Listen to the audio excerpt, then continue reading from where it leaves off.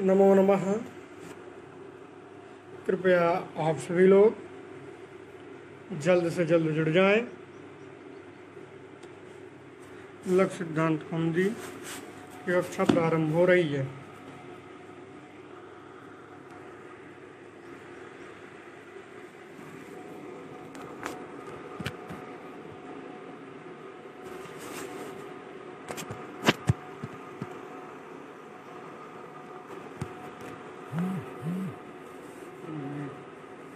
तो हम सभी लोग आज कक्षा प्रारंभ करेंगे। यूट्यूब चैनल पर पहले दिन की और दूसरे दिन की कक्षा पढ़ी है। चलिए कोई बात नहीं, आज हम सभी लोग चालू करेंगे आज कक्षा। तो सरस्वती माता को नमस्कार करके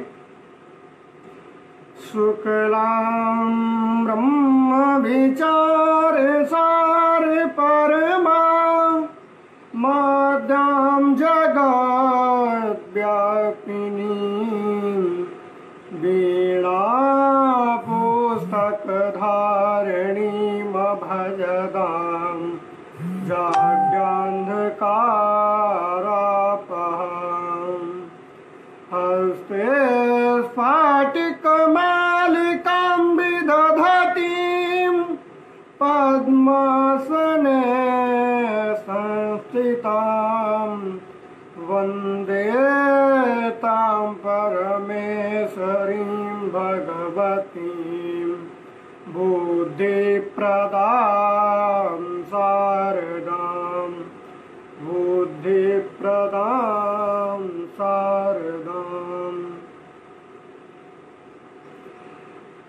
सभी को नमस्कार। आप सभी लोग जानते ही होंगे कि एक लक्ष्य सिद्धांत कौमुदी नामक ग्रंथ है, जो कि देखा जाए तो व्याकरण सीखने के लिए जो सबसे सरल ग्रंथ है वह लक्ष्य सिद्धांत कौमुदी ही कहा गया है। और उसके रचयिता भी कौन है? वरदराजाचार्य जी। यही तो हम सभी लोग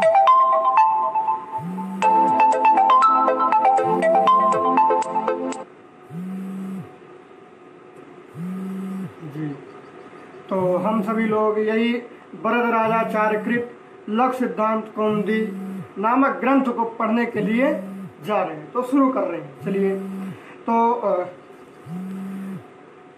शुरू करते हैं। तो देखिए यह एक देखिए तो लक्ष्य सिद्धांत कौमुदी पहले नंबर में तो जान ले लक्ष्य सिद्धांत कौमुदी का विग्रह क्या है।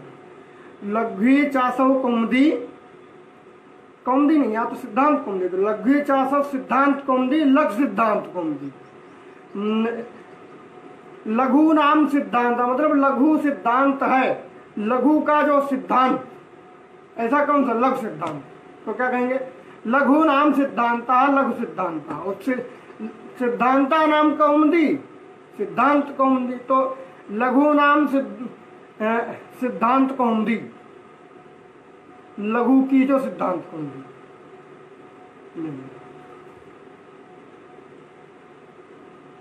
लक्ष्य सिद्धांत कौमुदी, लघ्वी चासव सिद्धांत कौमुदी लक्ष्य सिद्धांत कौमुदी, यही होता है लघु नाम सिद्धांत कौमुदी लघु सिद्धांत कौमुदी। यह गलत है। तो और आप सभी लोग कृपया इस लक्ष्य सिद्धांत कौमुदी नामक ग्रंथ को खोल लें, जिसके जिसके पास है तो कृपया जी। तो लक्ष्य सिद्धांत कौमुदी तो आप लोगों को बताया क्या सही है क्या गलत है। लघु नाम सिद्धांता लघु सिद्धांता या सब कुछ गलत है।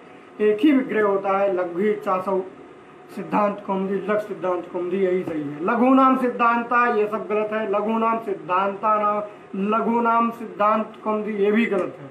क्या सही है मैंने आप सभी लोगों को बताया जी। तो लघ्वी चासव सिद्धांत कौमुदी लक्ष्य सिद्धांत कौमुदी।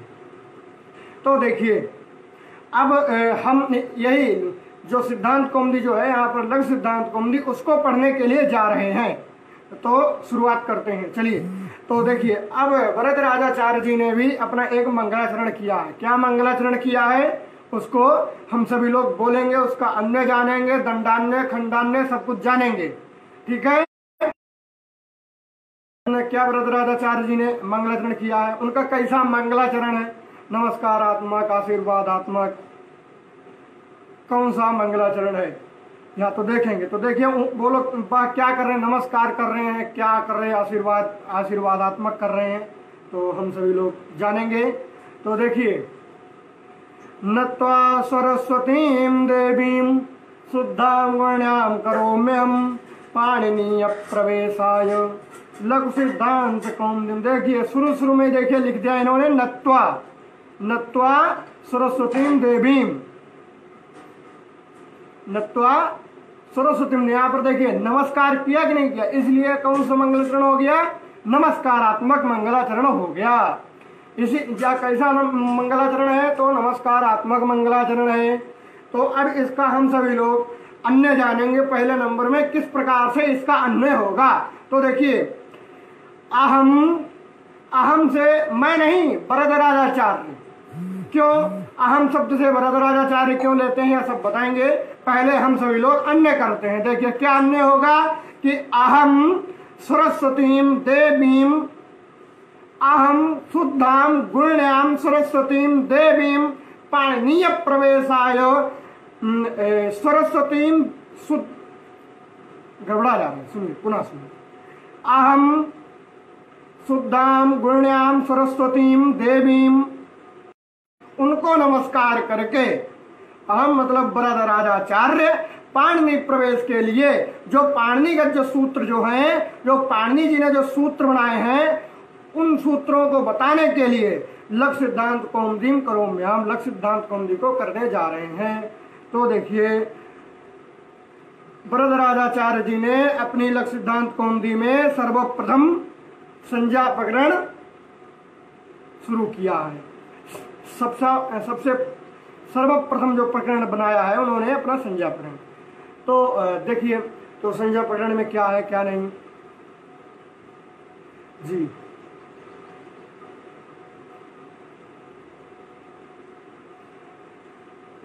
तो संज्ञा प्रकरण प्रक्रियन्ते विभाज्यन्ते अनेन इति प्रकरणम, जिसको बताया जाए, जिसका विभाजन किया जाए, तो उसे क्या कहते हैं? उसको प्रकरण कहते हैं।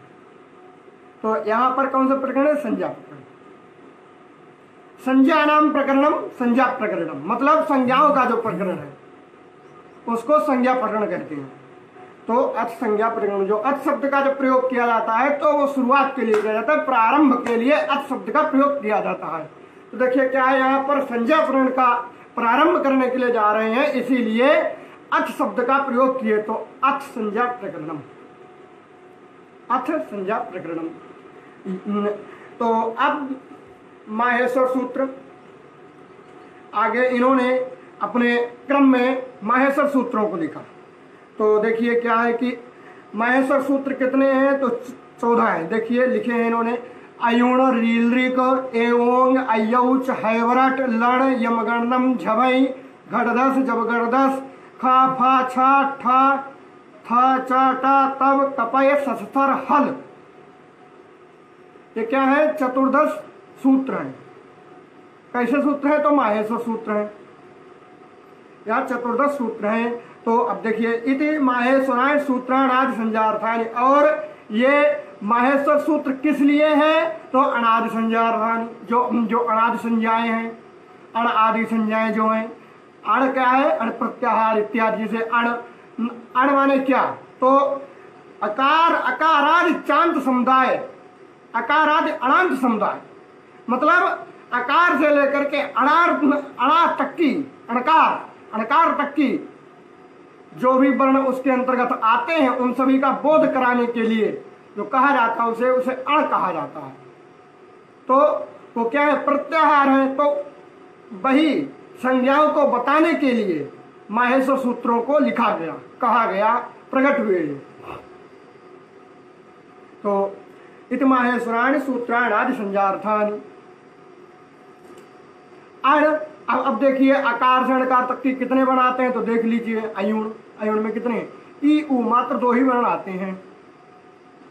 अब आगे कहा ऐसा मंत्या इता, मतलब ऐसाम अंत्या इता, कहा कि ऐसा माने जो ऊपर लिखे गए जो चतुर्दश माहेश्वर सूत्र, वह उनके जो अंतिम, उनकी क्या होती है? इत संज्ञा होती है,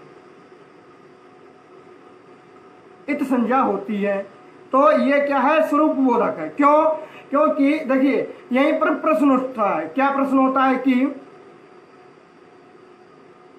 ऐसा मंत्य, आगे पाणिनि जी ने इत संज्ञा करने के लिए हलंत्यम जो हल जो है जो अंतिम हल है उनकी इत संज्ञा करने के लिए सूत्र बनाया है।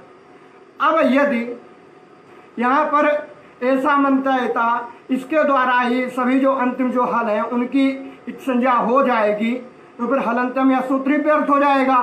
तो उससे पता लगता है कि यहाँ पर ऐसा मंत्रिता यह स्वरूप बोधक है। ये कैसा है? स्वरूप बोधक, मतलब यह मात्र ये बता देता है कि उन सभी के जितने भी अंतिम हल हैं उनकी इत संज्ञा होती है। और क्या है? हकारादेश हकारा उच्चारणार्थ, कहा कि हकारादेश हकार आदि में है जिनके, तो ये हो गए हा या वा रा ला इत्यादि, उनके अंतर्गत जो अकार जो कहा गया है हकार उत्तरवर्ती अकार, यकार उत्तरवर्ती अकार, इस प्रकार से वह कैसा उच्चारणार्थ था? वो क्या है? उच्चारणार्थक है, वो मात्र उच्चारण के लिए उसमें कहा गया है। हकारादेश हकारा उच्चारणार्थ। लण मध्य तो इत संज्ञा, कहा कि लण के मध्य में आपने देखा होगा चतुर्दशतम सूत्र है, ये चतुर्दश माहेश्वर सूत्रों में लण छठवां सूत्र है। उस लण सूत्र में जो आकार जो कहा गया है वो इत संज्ञक है। कैसा आकार है? इत संज्ञक आकार है। लण मध्य तो इत संज्ञक, वो उच्चारणार्थक नहीं है। लण मध्य तो इत संज्ञक। अब हम सभी लोग सूत्र शुरू करेंगे। तो देखिए हलंत्यम, हलंत्यम उपदेशे अंतिम हल इत्स्यात्, उपदेश में जो अंतिम हल उसकी इत संज्ञा होती है। कहा कि उपदेश में जो अंतिम हल उसकी इत संज्ञा होती है। तो फिर उपदेश कौन है? उपदेश किसे कहते हैं? तो कहा कि उपदेश आद्योच्चारण। उपदेश क्या है? आद्योच्चारण। तो कहा कि आद्योच्चारण का मतलब आद्यंच तद उच्चारणम आद्योच्चारण। तो फिर आद्योच्चारण है क्या? तो मतलब जो उपदेश है भी आद्योच्चारण है। तो देखिए तो फिर आद्योच्चारण क्या है? तो कहा कि धातु सूत्र गणोणादि वाच्य लिंगानुशासनम आगम प्रत्ययादेशा उपदेशा प्रकृतिता। कहा कि धातु सूत्र गणोणादि, धातु सूत्र गण उणादि वाच्य लिंगानुशासन आगम प्रत्ययादेश, प्रत्यय आदेश, यही क्या है? उपदेश। उपदेश को मतलब आद्योच्चारण, यही आद्योच्चारण है। यही उपदेश है अंतिम हल इत्स्यात्। तो यही उपदेश है, इनमें जो अंतिम हल उसकी क्या होती है? इत संज्ञा होती है।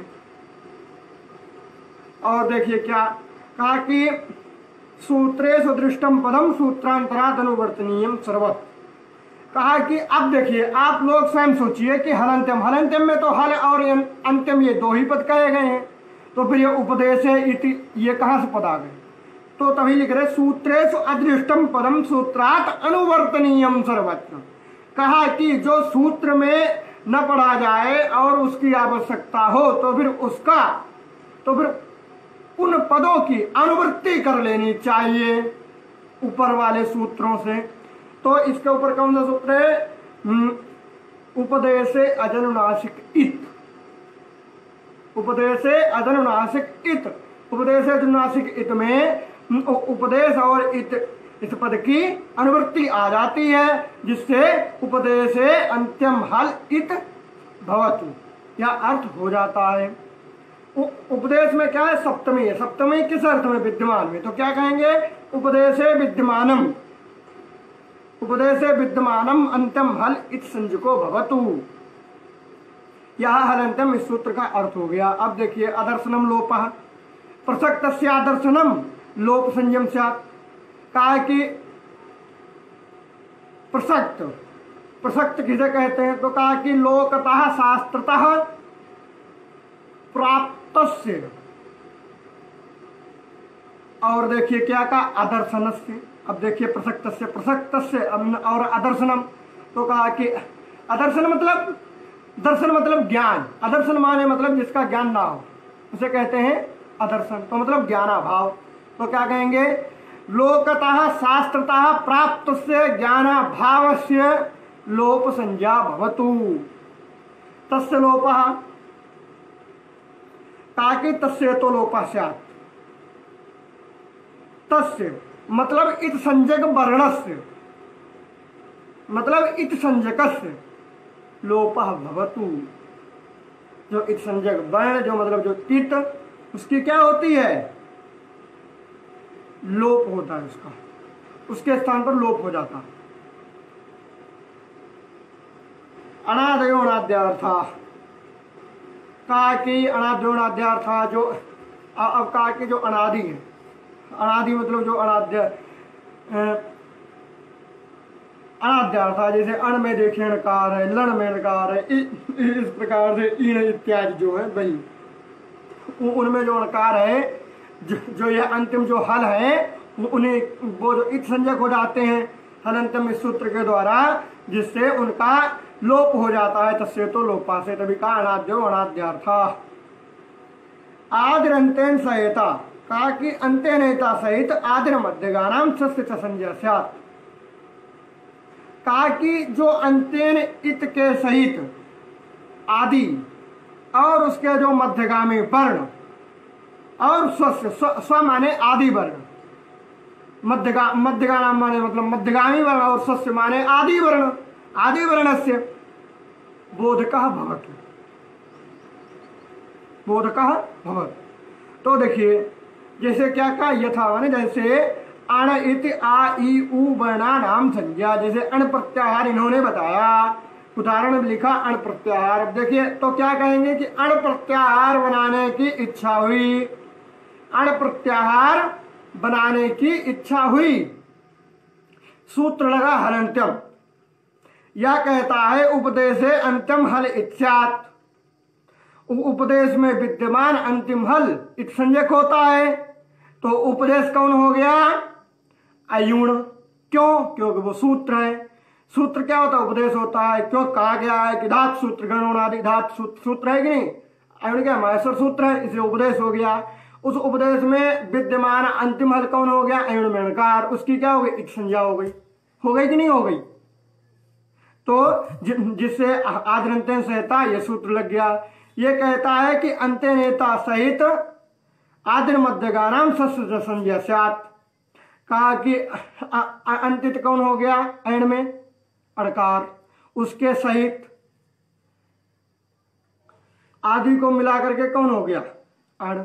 उसके मध्यगामी पर वर्ण कौन से हो गए? ई उ, ई उ। तो फिर और स्वस्य, स्वस्य माने आदि वर्ण, जो आदि वर्ण कौन है? अकार, उसका भी बोधक होता है। तो जिससे अण इति कथन मात्रेण आ ई उ मतलब अकारादि अणांत, अकारादि अणांत समुदाय घटक बोधा भवतु अण इति कथनेन। आप लोग समझे कि अण मतलब अकारादि अणांत समुदाय घटक वर्णानाम बोधका भवतु अण इति कथनेन। चलिए आज का इतना ही पाठ करते हैं। सभी को नमो नमः।